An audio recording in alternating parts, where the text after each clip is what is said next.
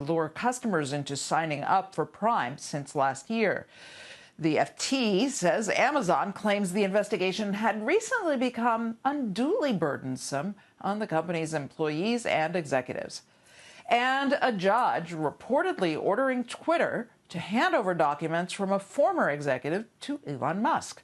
The documents in question were from a former Twitter exec Musk claimed was central in calculating the amount of fake accounts on the platform.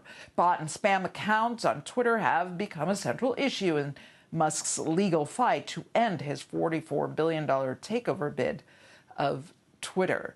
Most unusual. See them force an executive to hand over their notes, Frank. Well, never a dull moment when it comes to Elon Musk, Bertha Coombs. Thank you. No. All right, turning our attention to big retail earnings. Big retailers, they take center stage this week, reporting those second quarter results. The action starts today with Walmart and Home Depot out before the opening bell. And then later on this week, Target, Lowe's, TJX, Kohl's, even Foot Locker there on Friday. That's one I'm watching among the other names reporting.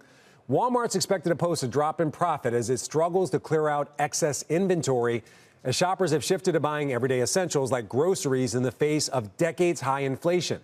Home Depot's revenue is expected to rise as steady demand from contractors for tools and building materials helped offset a slowdown in do-it-yourself projects. Let's bring in Scott Mushkin, founder, CEO, and director of research at R5 Capital. Scott, thanks for being here. Hey, Frank, good to be here. All right, so we just laid it out. A lot coming up today. We got Walmart and Home Depot today, but just in general, over the last week, we've seen better than expected numbers when it comes to inflation. PPI better than expected, CPI better than expected. Don't know if you follow this, but even Cash Freight yesterday signaled that the rates for shipping, which is very crucial to companies like Walmart that has a big grocery business, need a lot of shipments coming in and out. It looks like the rates when it comes to shipping may actually be peaking, which was probably a sigh of relief for every retailer. But this quarter actually encompasses months ago when inflation was rising, there was recession concerns. What can we learn from the reports we're getting this week?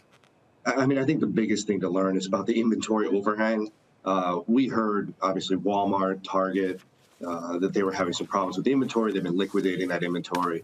But when we hear Lowe's and Home Depot, I think we're going to get another peek into, how big the inventory overhang is in the economy.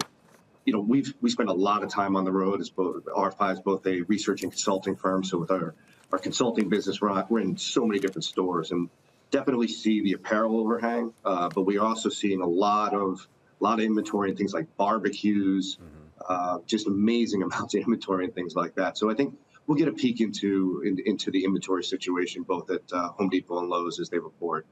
So I know you've done some spot checks of retailers. I want to get to that in a second, but really quick, I want to focus in on Home Depot and Lowe's. In the start of the pandemic, I think everybody was sheltering in place, nesting, whatever the word you want to use. They obviously saw a big ramp up in sales. But you've actually been watching some of their suppliers in recent months, and you believe that's going to give us some insight into the report. And we're talking companies like Procter & Gamble that makes tools. We're talking about Weber that makes grills. What have you been seeing in those stocks, and what do you think it tells us about what's coming up this week? Yeah, I mean, I think that, again, it goes to the inventory overhang. I mean, you guys mentioned in the lead-in just what's going on with inflation. And so we call it the crowding out effect. Our data is showing, take Los Angeles, food prices there in the last 18 months are up 23%. So you take the binge that the consumers had with the pandemic on kind of stay at home, some spending going to services, and there's just not a lot of money left over. But to your point, and I think it's an important point, and we're seeing this from some of the CPG companies, we saw 21 pallets of Bounty paper towel at the Lowe's. That's just an insane amount. Take Sam's, that's out in California, literally toilet paper to the rafters. And so we are definitely seeing this issue in some of the hard goods. I think we've been a little surprised how it's now going into some of the consumables area. The inflation rate is high as it is, and we've been pretty vocal about this. It's hard not to understand. It's hard to understate what's going on here with some of the consumers below 75,000. I mean, they're frankly being impoverished. You can't see food prices up 23% in an 18-month period and not think that's really hurting people in the pocketbook, and we're seeing it. And so I think it's going to be an issue. I think the big wild card in retail is what the holiday looks like. When we're advising our consulting clients or we're talking to our research clients, it's the number one thing we're talking about. What is that holiday going to look like? Yeah, I think that's what those companies are asking themselves right now with all these inflation concerns and things like that. So speaking of what the holiday is going to look like, we're getting those reports later on this week again. Home Depot and Walmart later today. What are we going to see in these reports that's going to give us insights about the rest of the calendar year and even the fiscal year for these stocks? What are you expecting to see?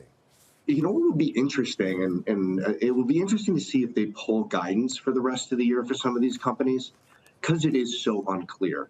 And some of these companies are great companies. We didn't talk about Target.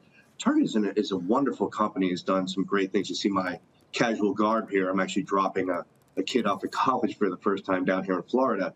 What's our first stop? Our first stop is Target. But I do believe, as you may see a lot of trepidation from these management teams on what the outlook looks like. You know, you talked about shipping costs, but the bigger thing is labor. What is going on with labor costs? And we saw with the unemployment report, labor costs are going up quite rapidly. Of course, all these companies are big employers, and that's going to be a factor into the end of the year. The other thing about shipping costs, remember, a lot of these guys are on contract. So we're really talking if shipping costs come down. It's a 23 event for a lot of these companies.